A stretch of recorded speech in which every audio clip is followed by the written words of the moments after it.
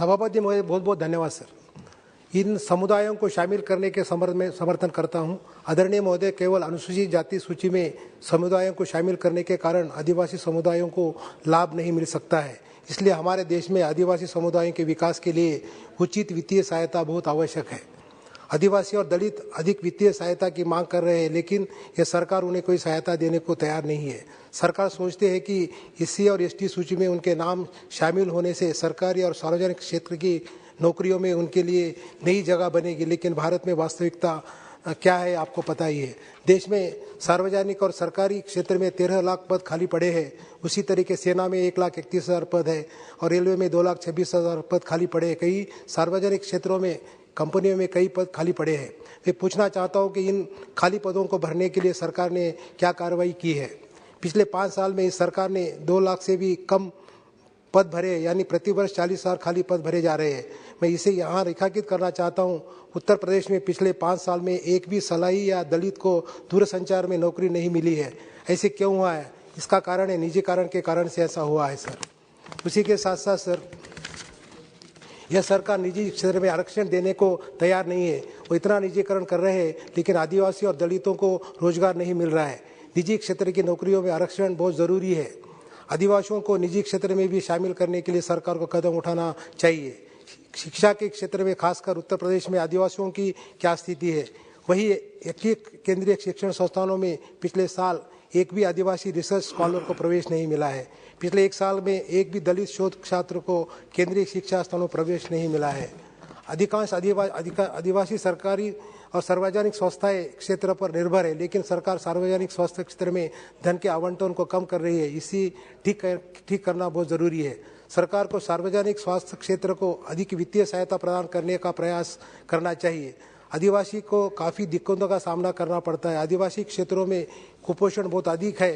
इन सब बातों पर सरकार को ध्यान देना चाहिए।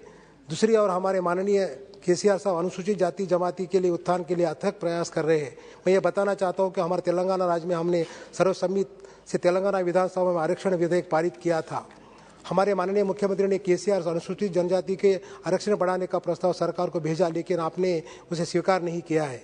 हमारे राज्य में हर एससी एसटी और सभी गरीब लोगों को उनके उत्थान के लिए हर महीने 2,116 रुपये पेंशन दी जाती है। हमारे माननीय मुख्यमंत्री केसीआर साहब ने दलित बंधु के रूप में जाने वाले एक योजना शुरू की, जिसका तहत प्रत्येक परिवार को बिना पुनर्भुगतान के ग्रांट 10 लाख रुपए दिए जाते हैं। तेलंगाना सरकार अधिक से अधिक अनुसूचित जनजाति परिवारों को यह लाभ देने का लिए काम किया है। इसके अलावा हमारे आदिवासी बहनों के लिए, आदिवासी लड़कियों के लिए कल्याण लक्ष्मी के तहत हम लोगों ने 1,116 रुपये देते हैं। इस तरीके के स्कीम्स तेलंगाना राज्य सरकार से चलाए जाते हैं।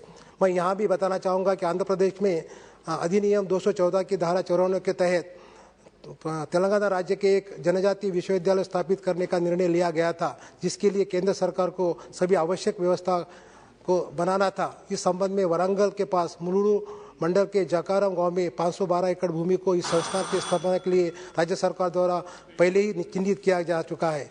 उसी के साथ साथ ये भारत को पास विचाराधीन के लिए लेकिन बहुत धीमी गति से आगे बढ़ रहा है। इसीलिए मैं सरकार से आग्रह करता हूं कि तेलंगाना राज्य के आदिवासी और दलित समुदाय के समर्थन के और उत्थान के लिए इस प्रक्रिया को तेज करे और ऐसी योजनाएं भी लाए, जिससे न केवल तेलंगाना बल्कि देश के सभी जाति के वास्तविक बेहतर हो। मैं तेलंगाना की तरफ से बताना चाहता हूँ, सब अनुसूचित जाति विशेष विकास निधि के तहत 17-18 में 14,375 करोड़ रुपए आवंटित किए गए थे।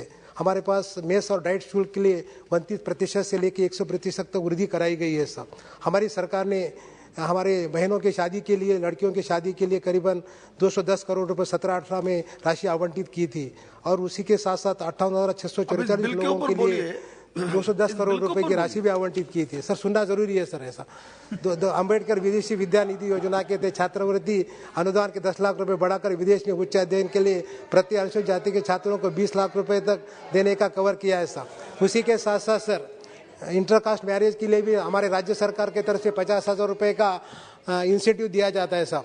268 समाज कल्याण जो स्कूल से कॉलेजेस है उसके लिए 1151 करोड़ रुपए की राशि आवंटित की गई साहब।